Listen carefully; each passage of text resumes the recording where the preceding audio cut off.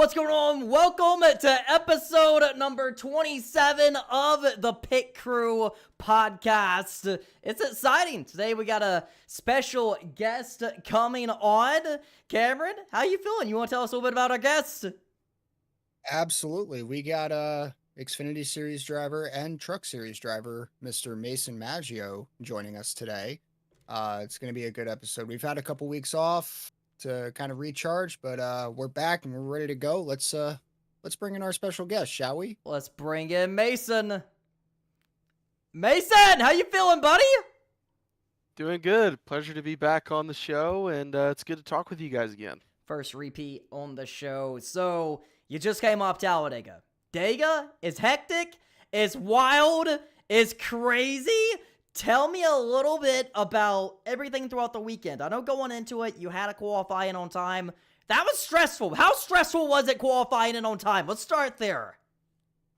Man, I like to tell people, like, because they keep thinking, like, oh, it's got to be stressful, but at the same time, it's got to be exciting. I'm like, yeah, it's cool, especially when you're good on time. But when you have moments like that where you're just looking at every car trying to figure out where they're at, it's stressful. And this sport is so tough, especially for, a part-time team like MBM Motorsports and Carl Long. Obviously, I've got a history with them, making my first couple of Xfinity starts with that team. So first and foremost, it was really cool to get back with those guys. Love Carl and what he's trying to do with Garage 66 and MBM Motorsports. But yeah, I was standing next to Carl the whole time, looking at timing and scoring and the leaderboard, trying to figure out, how many more cars we got to beat, what's the times, who got in front of us, who's behind us, the whole 9 yards. And I mean, like, I I've made races by,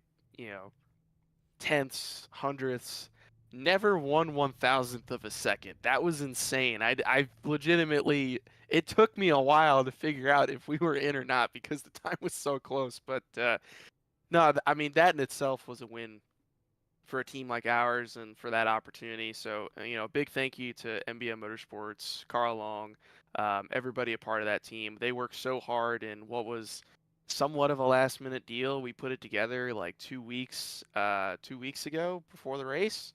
And, we're just thrashing and trying to put it all together and get it to where we had the best possible chance to make the race. So I was really happy for those guys that they can make their first Xfinity Series start of 2025.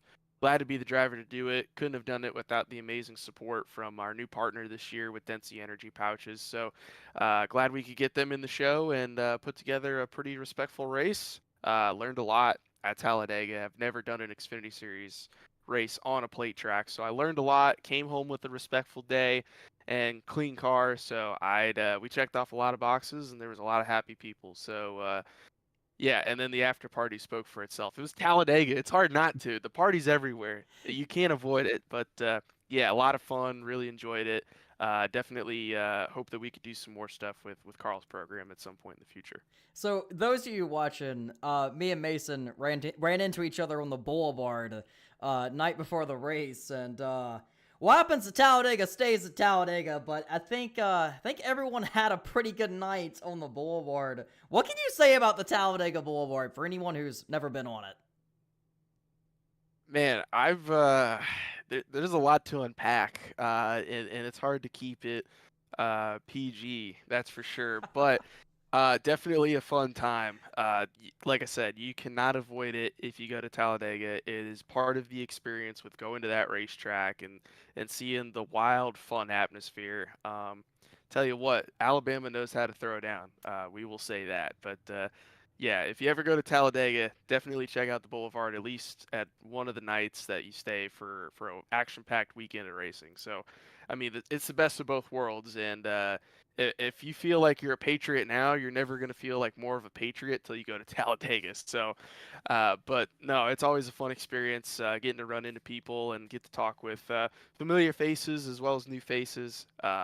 Yeah, definitely. It's always going to be an unforgettable experience, whether it's your first time or your 100th time. Doesn't matter. It's always a blast. So, speaking of the Talladega Boulevard, Cletus McFarland, bro, I forgot what the name of his RV was, but he had this USA RV on the Talladega Boulevard. He auctioned it off at the end. What do you think about a driver like Cletus coming into the sport of NASCAR? Whether if he's paying his way in or what the case may be, he's there and he's making a lot of noise, and he's kind of like the real life Ricky Bobby. What's your view on that from a driver's standpoint? I think it's awesome. I think Cletus brings a lot to the table. He brings his own audience from building his YouTube channel.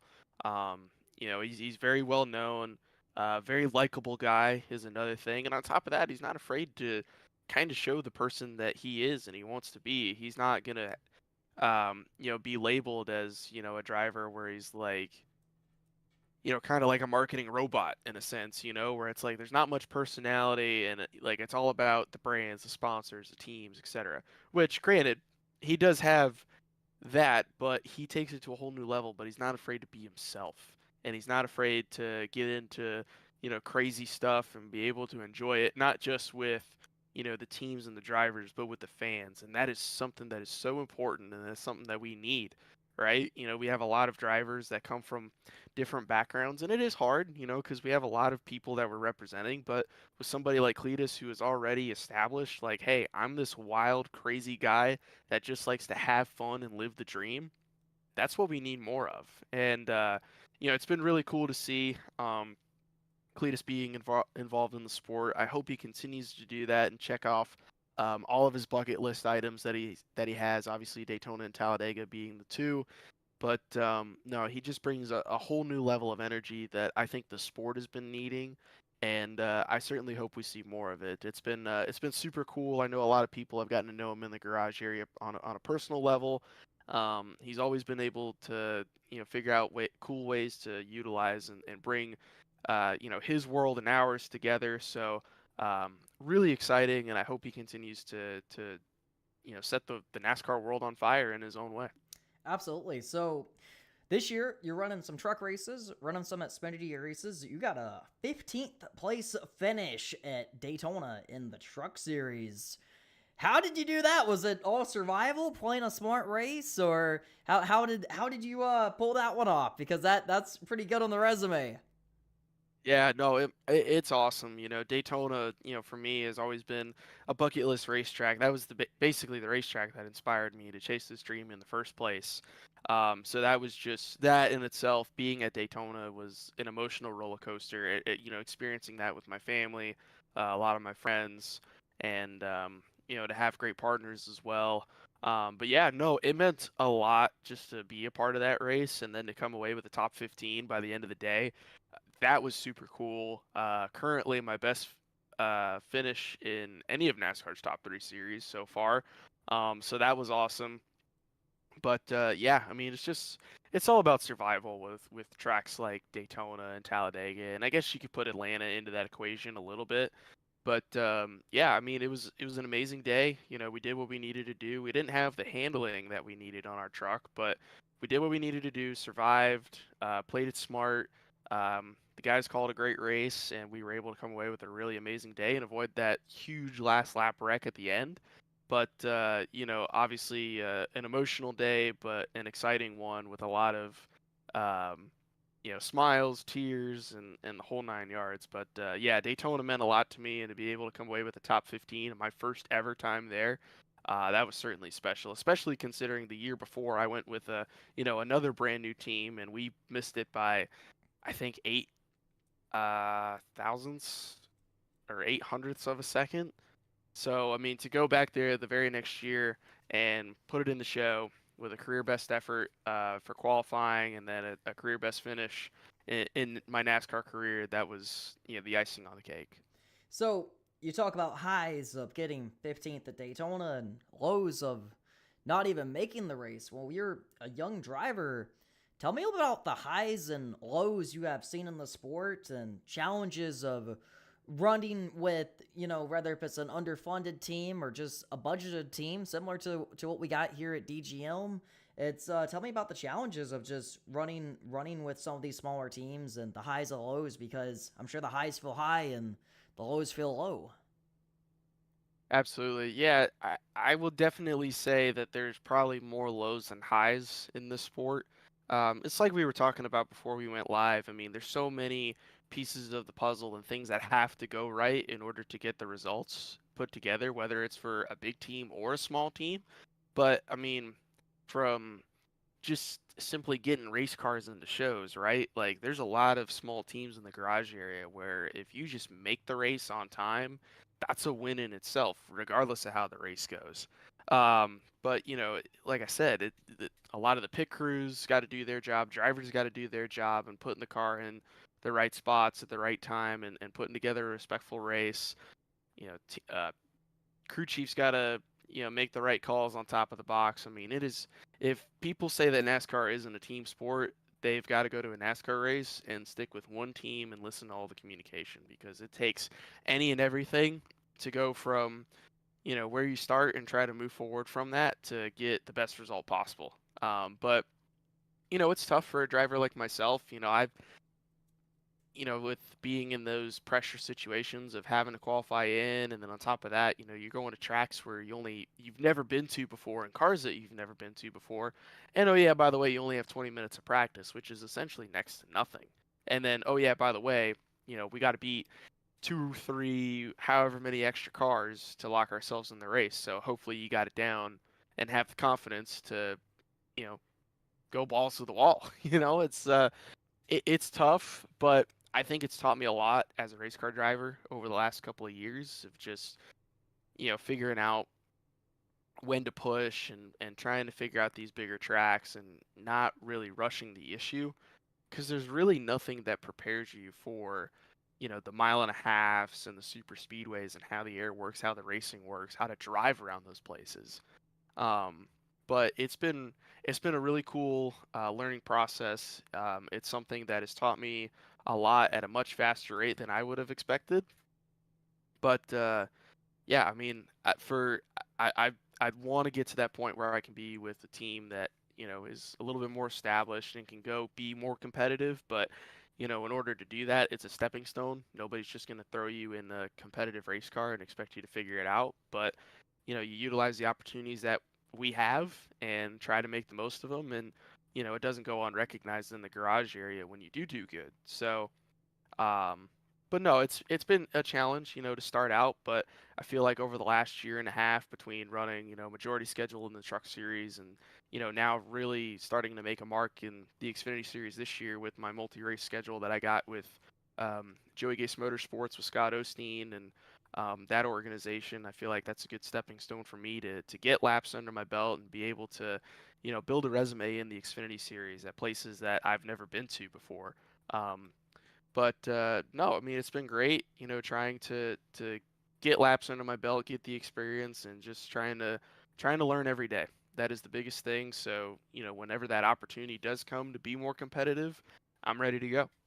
Absolutely. So you talk about 20 minutes of practice, and that's something we hear a lot of young drivers come in and, you know, they bring up, they complain about that there's not enough time to get these laps under there, and from, the outside in, it seems like there's a huge disconnect from the race teams, the race drivers, and NASCAR. So my question to a young driver coming up, if you could run NASCAR for a week or forever, what changes would you make if you were in control? I definitely think bringing practice back, full practices is a big part of it, right? I mean, I heard from very experienced drivers like Garrett Smithley, Josh Rayome, Josh Balicki, and several others that said, man, we probably would have never been, as comfortable as we are now if we didn't have our full days of practice like we had in, that 2015 to 2019, range. So roughly, 5 years, 6 years. And especially for those guys when they were rookies and now they go into this and it's like, yeah, we got the experience, but we still want more seat time, to try to figure out our car, try to figure out what it's going to do, how it's going to react. And it doesn't really give you that opportunity until the drop of the green flag. And that's coming from guys with experience, let alone from, rookies that have never been to racetracks like myself, and several others that have come into the sport. And being in those positions where you got to qualify, and that's a lot of pressure for newer drivers, especially for those guys that are driving for the smaller teams. And we don't get simulator time with manufacturers because a lot of smaller teams don't have ties into manufacturer support. So that makes it even harder to not have a resource like that and to just kind of figure it out on the spot. But I definitely think full days of practice would be good. I know some people have said that it was to save money. It doesn't really save you money when you're still practicing, right? At the end of the day, so let's bring it back. At least bring a good hour, 2 hours, maybe not full days. If that's the goal is to try to save money, then let's look at an alternative where there's enough practice time to where it's not, you know, causing teams to spend, more and more money. But the point is just, giving these newer guys an opportunity to get laps. That's huge for everybody. So that would definitely be something that I would do. That has got to be priority number one, because there's no way that Xfinity and Truck Series drivers have less practice time than the Cup guys. I, I don't think that's talked about enough, but I mean, we got to get these guys more seat time. That's They big. That's big. For sure. I mean, so many guys are just jumping up and not having any idea what they're doing. Then they're learning the hard way by wiping cars out on pit road or where the case may be because they just haven't got the track time, haven't got the experience. It's something that they definitely need. So last year you ran a lot more truck races. This year you made the jump over to Xfinity. How big of a change has that been on a competitor standpoint? Yeah, I mean, just the vehicles themselves, they drive completely differently. Trucks have a little less power but more downforce, so that requires a lot more on throttle time. Um, and the aerodynamics react completely different in racing situations. Versus the Xfinity car where we have more power but less downforce. So we really gotta, we gotta drive them. You know what I mean? Like there's a fine line where it's like you gotta really just be patient with them, and there's an art to driving those Xfinity cars.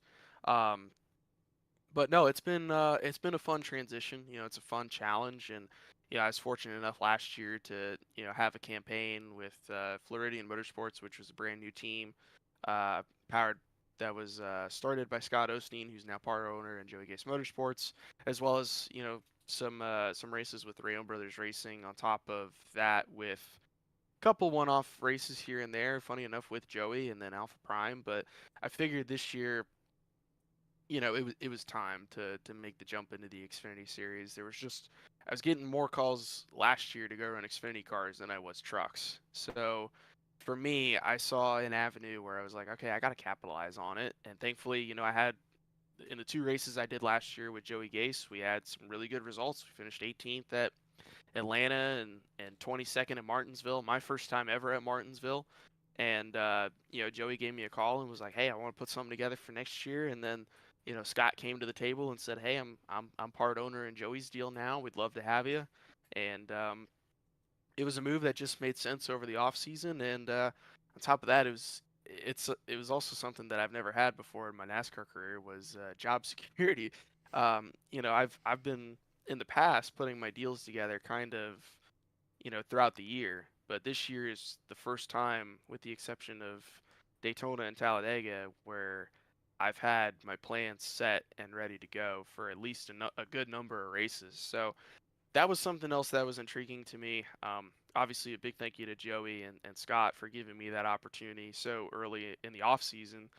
And yeah, no, it's been a fun transition. Getting to work with Mike Hillman Sr., obviously a very experienced crew chief and somebody that's very well known in the garage area. Um, but it's been a challenge, obviously, going from a different car. But no, I'm still having fun. We're still able to put together some decent speed. It's just like I said, it's you got to put all the pieces of the puzzle together to get the results. But I think we're knocking on the door. We've had decent speed for the cars and the equipment that we've had. We just got to work on putting it all together. But other than that, it's been a fun, and I'm Absolutely. looking forward to the rest of the year. It's been incredible. It's been fun watching out there. But I'm gonna pass you over to Cameron. See what questions he has for Mr. Mason. Yeah. Thank you for passing it over to me, DLB. Um, my first question, you've ran a lot of in a lot of different series over the years.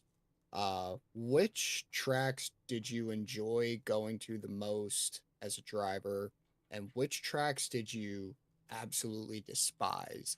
Like, you look at the schedule, you see a particular track come up, and you're like, I gotta run this track.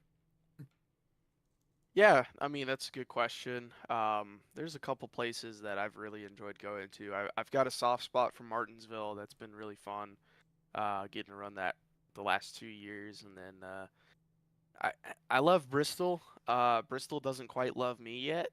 I mean, I've had a lot of fun, and I feel like I've shown decent speed at Bristol, but for whatever reason, just cannot have everything come together to reflect the result. But I mean, I've been to a couple different racetracks that I've never been very keen on. And I think it was just more or less from what I've heard from other people and other drivers. Got to go to Milwaukee last year. That was an interesting track. It took me a while to figure it out.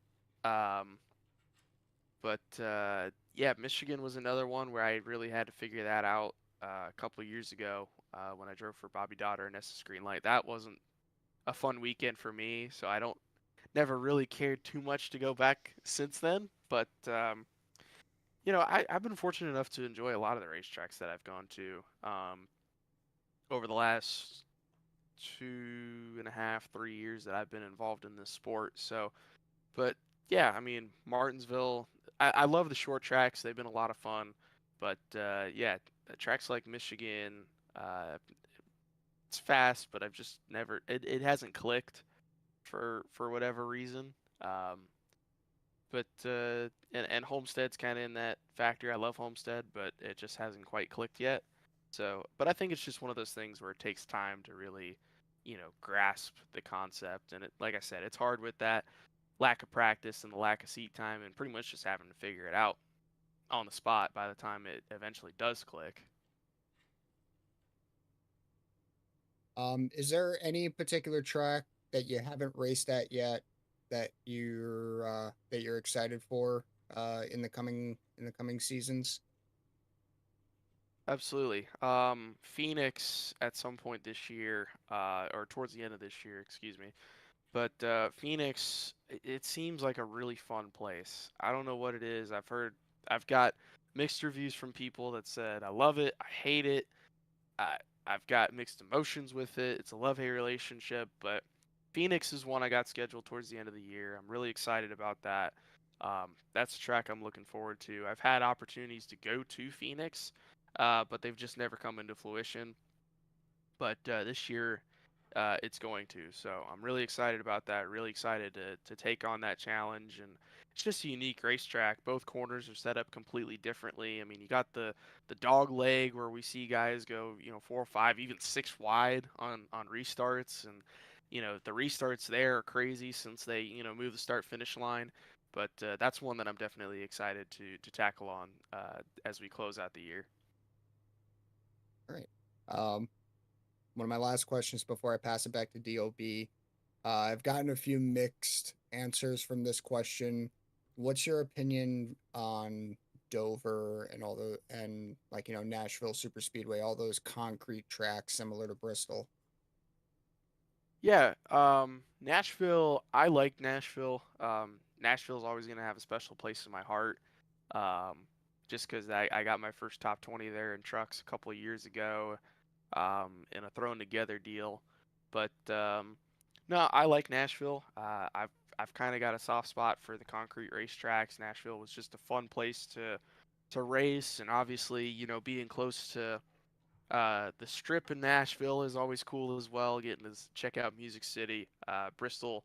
Like I said, I love Bristol. Bristol doesn't love me, but I will always find a way to get over there if I can and find an opportunity. But I've never been to Dover, so I don't really know too much about Dover. But all I know is that it is very fast and it keeps you on your toes. There's never a moment where you let up at that place. It is basically like throttle down, pedal to the metal. How hard can you drive in the corner? How hard can you drive off and keep it that way without upsetting your car? So But I like the concrete tracks like Nashville and Bristol, and I hope at some point I get an opportunity to go to Dover, just from what I've heard from other people. But yeah, they don't call it Miles the Monster for nothing, because if seems like if your car is out of shape just a little bit, Miles is gonna find a way to grab you.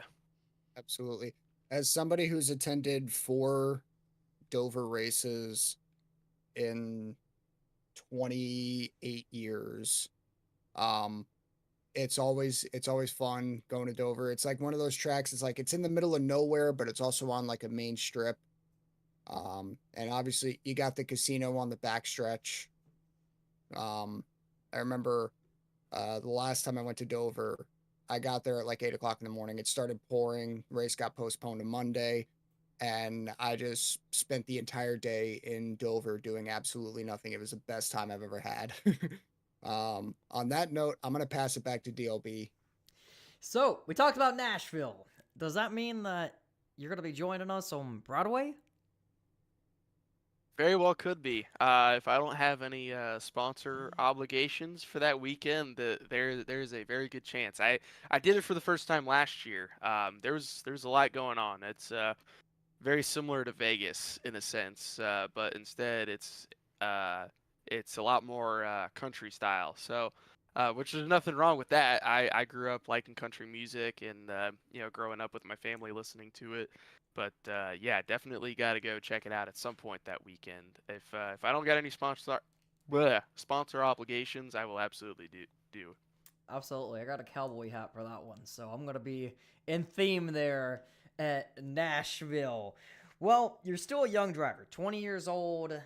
I talked to you last year about this. It's kind of like, what's your next steps, in your career from your standpoint? I know then I think you were looking at more Xfinity opportunities and trying to grasp out and work your way up through the ladder. Well, now you have gotten them opportunities. So skip ahead a year. Where do you want to be in 2026? Like, what is the next steps you have lined up for your career path? Ideally, if it goes exactly how you want to. Yeah, obviously, I feel like since our last conversation, I feel like I've proven a lot to not just myself, but people in the industry. There's as a new driver a couple of years ago, people were a little hesitant because they're like, well, we don't know how this kid's gonna react. He's never been here. He's never driven this, that, and with my campaign in the Truck Series last year and being able to put together some good results for a new team and keeping cars clean and taking care of equipment. I think a lot of and getting into shows on time too. That was another thing. I think a lot of teams are recognizing that. And like I said, I got a lot of calls towards the end of last year because people were paying attention to that. And I've still been getting calls to go drive other race cars this year. So I think I've built a resume in the garage area, which is step number one. Now, step number two is where would my home be? And I feel like, over the last couple of years, I've jumped around and have been with a ton of different teams with a ton of different opportunities, but I've never quite found a permanent home, right? And that's easier said than done. There's a lot of teams that wait over the off season until they can get that full-time driver, and obviously that's what they got to do. That's the best business decision for them.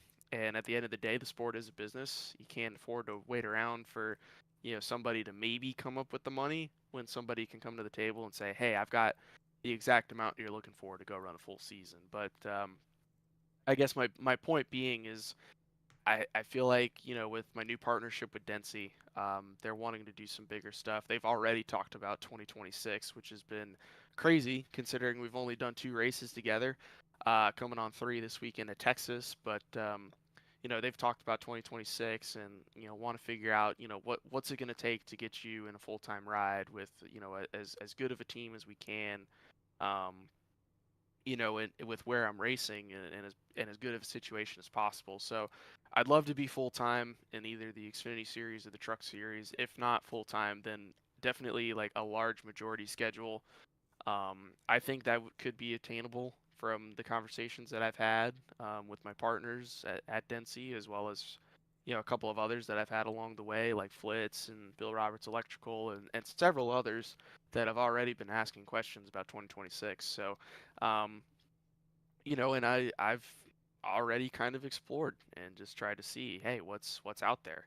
I know it's very, very early, but at the end of the day, I'd rather have these conversations earlier than coming down into December, January, and still not knowing where I'm going to be and what the sponsorship situation looks like and what's coming in the door.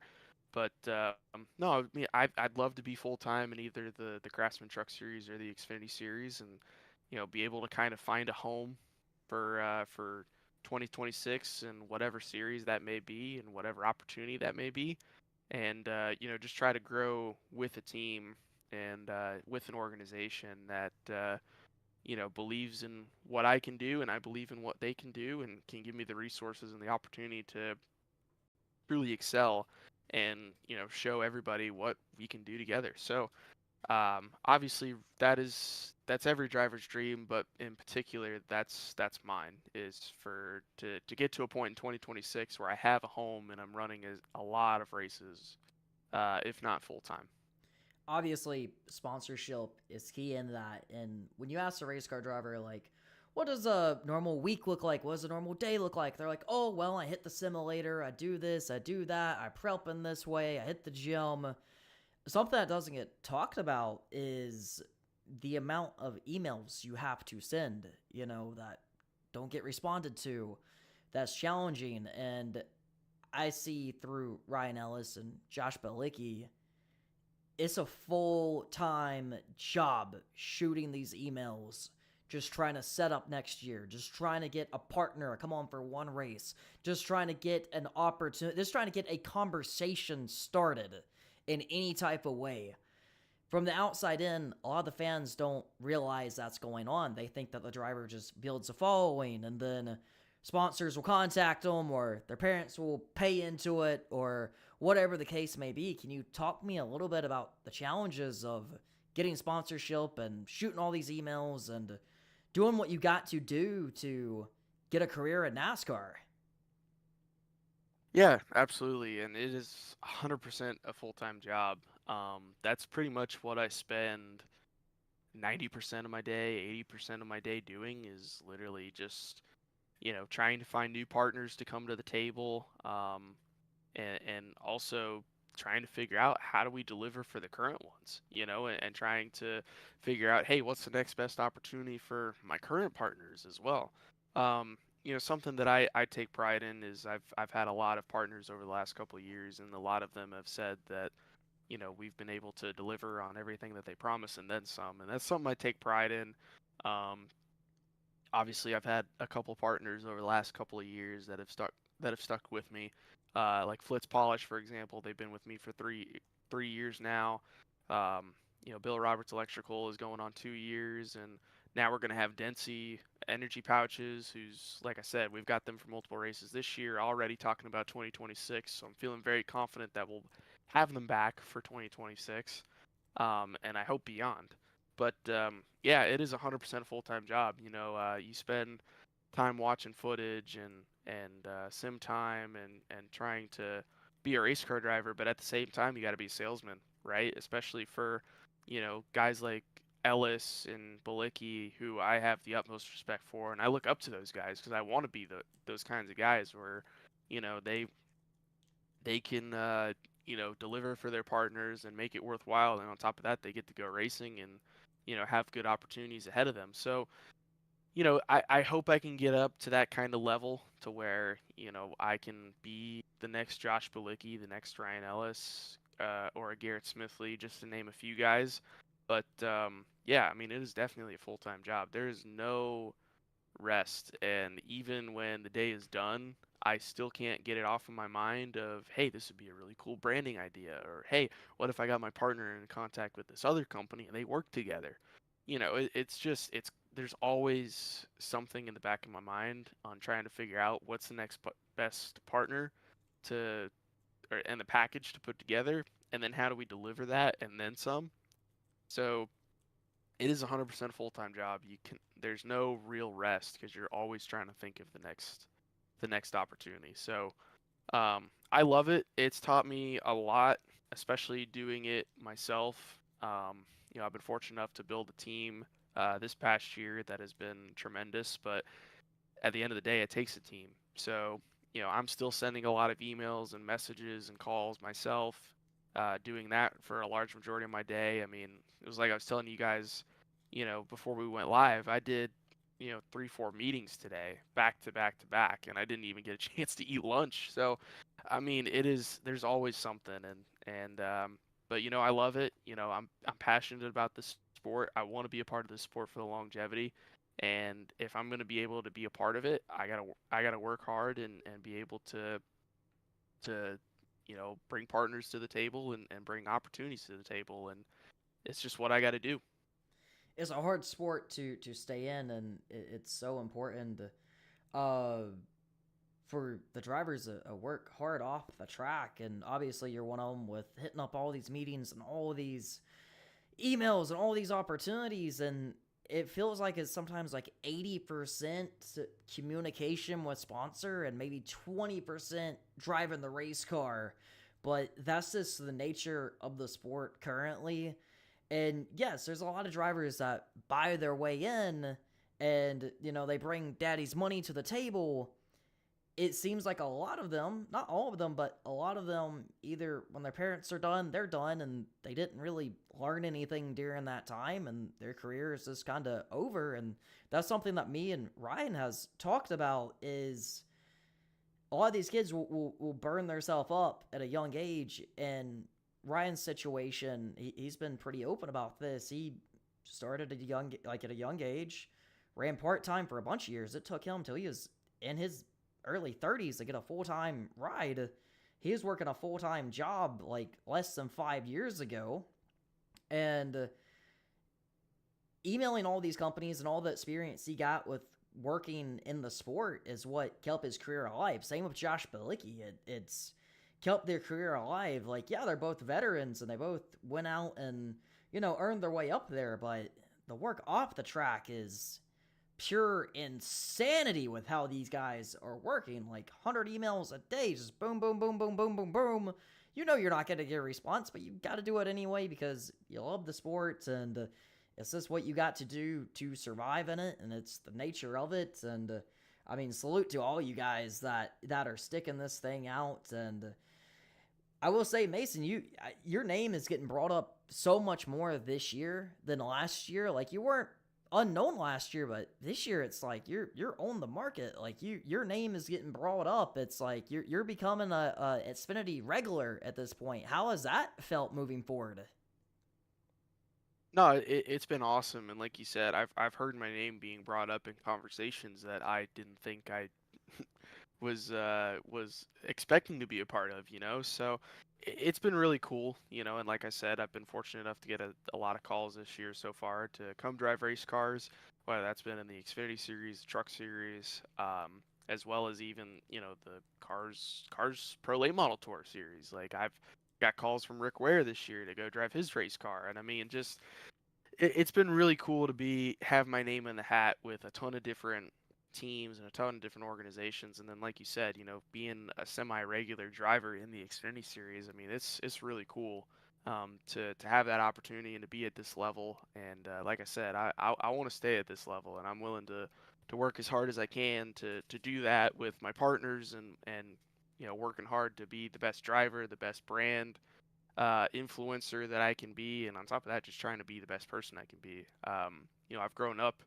essentially in my early teens to where I'm at now in this sport, so I've grown up with this sport, um, and I want to be a part of it for the long haul. And knowing my name is in the conversation with different teams and organizations, um, is really cool, and it's a step in the right direction. And it's you're not going to stick around in the sport if you're not working hard or showing people that you can at least have speed when you're in a race car. So it's it's positive. It's certainly a grind, that's for sure. There's days where I keep thinking in my head, I'm like, well, maybe I should have gone to college and done this, or maybe I should have, you know, done this or that. But at the end of the day, this is where I want to be, and I would not change it in the slightest. I've grown to appreciate a lot of things and grow in the sport. And like I said, I'm just glad to be a part of those conversations, whether they turn into anything or not. Just knowing that, I've got people out there that could trust me with their race car and think that I've done a good job. That's a win in itself. Just knowing the industry trusts me and the industry knows that, hey, this kid can be fast with whatever he's given and can do a good job with whatever he's given. So we are making progress in the right direction. So it's awesome to be a part of those conversations, and hopefully those conversations turn into opportunities someday. Absolutely. I'm gonna pass you over a camera and for one final time before we wrap this baby up. All right. DLB, you know what I'm about to ask. Go for I it. gotta continue this tradition. I've done this with every single driver that's come on the show. What is your routine the day of a race? Whether you're racing in the truck series, you're racing the Xfinity series, late models, whatever.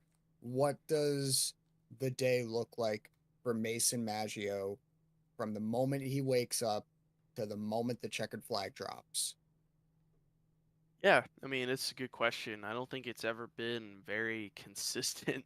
I will say that. I mean, it's just, the biggest thing is just spending time with my partners at the racetrack, showing them, hey, this is what NASCAR is about, making sure everybody's having a great time, and, being personal with them. That's something that is super important, is being personal with your partners. So making sure I'm personal with my partners, taking some time to myself on top of that to be able to lock in and have the right mindset.